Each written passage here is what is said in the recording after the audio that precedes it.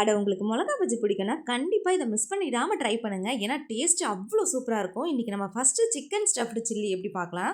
இப்போ இதுக்கு பேன் வச்சு 2 டேபிள் ஸ்பூன் எண்ணெய் விட்டு 4 பெரிய வெங்காயத்தை சின்ன சின்னதாக கட் பண்ணி ஆட் பண்ணிக்கோங்க. கூடவே லைட்டாக உப்பு 1.5 டேபிள் ஸ்பூன் இஞ்சி பூண்டு பேஸ்ட்டை ஆட் பண்ணி நல்லா ஃப்ரை பண்ணிக்கோங்க. சிக்கன் ஃப்ளெஷ்ஷை மட்டும் எடுத்து மிக்சியில் பல்ஸ் மோடில் போட்டு எடுத்து மிக்ஸ் பண்ணிக்கோங்க. இது கூட இப்போ நம்ம எடுத்து வச்சிருக்க மசாலாவையும் மிக்ஸ் பண்ணி இதை நல்லா ஃப்ரை ஆனதும் தனியாக எடுத்து வச்சுக்கலாம். நம்ம எடுத்துருக்க பஜ்ஜி மிளகாவை நீள் வாக்கில் கட் பண்ணி உள்ளே இருக்க சீட்ஸ் எல்லாம் தனியாக எடுத்துடலாம். விதையெல்லாம் நீக்கின பஜ்ஜி மிளகாவில் நம்ம செஞ்சு வச்ச சிக்கன் ஸ்டஃபிங்கையும் ஆட் பண்ணி ஒரு சைடு எல்லாத்தையுமே எடுத்து வச்சிருங்க.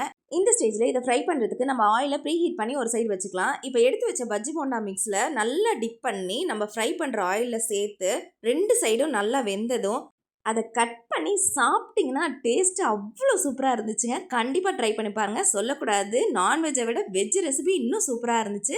அதை பார்ட் 2 வீடியோவில் பார்க்கலாம். அதுக்கு நீங்கள் இந்த வீடியோக்கு ஒரு லைக் பண்ணி இந்த சேனலை சப்ஸ்கிரைப் பண்ணி எனக்கு சப்போர்ட் பண்ணுங்கள். பாய், டாடா.